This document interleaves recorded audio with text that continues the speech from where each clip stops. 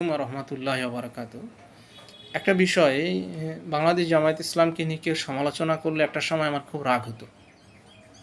তার প্রতি আমি ভাবতাম যে হয়তো আমরাও তাকে অভিশাপ দিতাম, গালি দিতাম, বকা দিতাম, তো আসলে খারাপ লোক। আসলে আমি এই বিষয়টা এখন বুঝতে পারি যে যারা সমালোচনা করে তাদেরকে আমার এখন আর রাগ হয় না, তাদের প্রতি এখন শ্রদ্ধা হয়।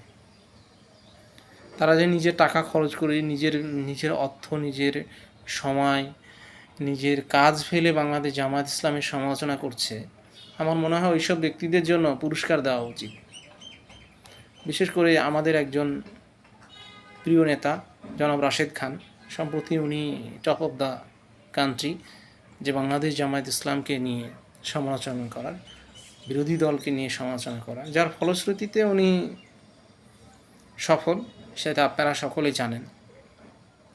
তবে শুধু রাশেদ স্যার না, যেই করুক বাংলাদেশ জামায়াত ইসলামের সমালোচনা বা একটা ন্যায়পরায়ণ দলের জন্য যদি কেউ সমালোচনা করে,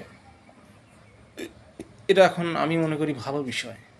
দেখেন, যদি আপনার বিরুদ্ধে সমালোচনা না করেন তাহলে আপনি মনে করবেন যে না, ঠিক আছেন, কিন্তু আদতে আপনি ঠিক আছেন কি না আপনি তো নিজের আয়নায় নিজেকে দেখবেন না।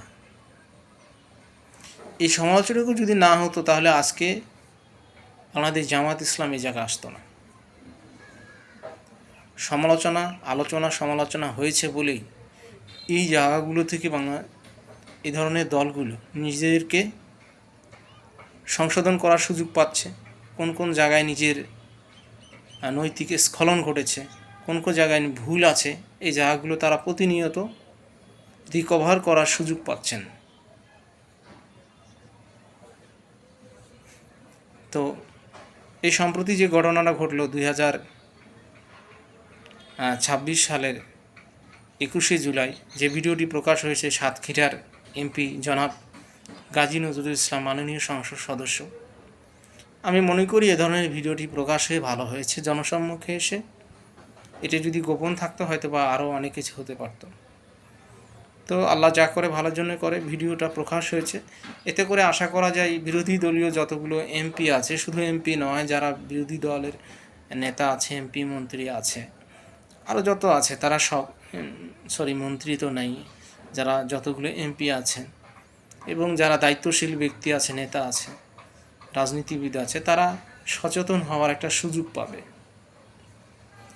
নিজেকে সংশোধন করার একটা সুযোগ পাবে এখান থেকে শিক্ষা। আর যদি এখান থেকে তারা শিক্ষা না গ্রহণ করে পরবর্তীতে এ ধরনের আরও অনৈতিক কর্মকাণ্ড প্রকাশ হয় অনাকাঙ্ক্ষিত, এটা তাদের জন্য তখন ভুল নয়, এটা অপরাধ বলেই গণ্য হবে।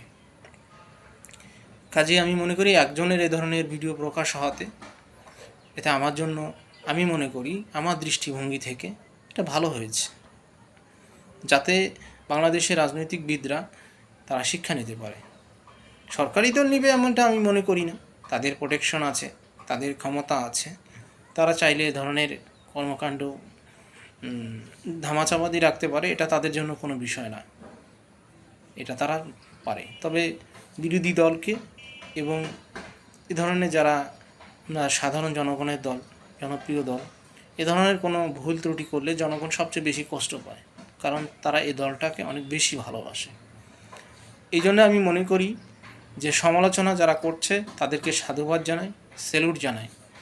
আমি বাংলাদেশ আমিরে জামাতকে অনুরোধ করব, আপনি একটা বাৎসরিক বা 2 বছর বা 1 বছর পর এমন একটি অনুষ্ঠান করবেন, যারা বেশি সমালোচনা করে, গঠনমূলক সমালোচনা করে, তাদেরকে আপনি পুরস্কৃত করবেন। এটা তাদের উপকার করছেন, এবং যারা উপকার করছে নিজের খেয়ে নিজের সময় ব্যবহার করে, তারা বাংলাদেশ জামায়াত ইসলামের খুবই উপকার করছে। আমি এই জন্য তাদেরকে স্যালুট জানাই। আসসালামু আলাইকুম ওয়া রাহমাতুল্লাহি ওয়া বারাকাতুহু।